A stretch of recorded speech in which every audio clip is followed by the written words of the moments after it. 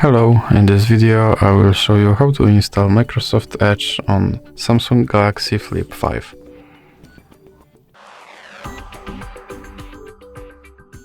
So you have to start with opening your Google Play Store. Now click on search bar and type in Edge and click search. Now you can click install.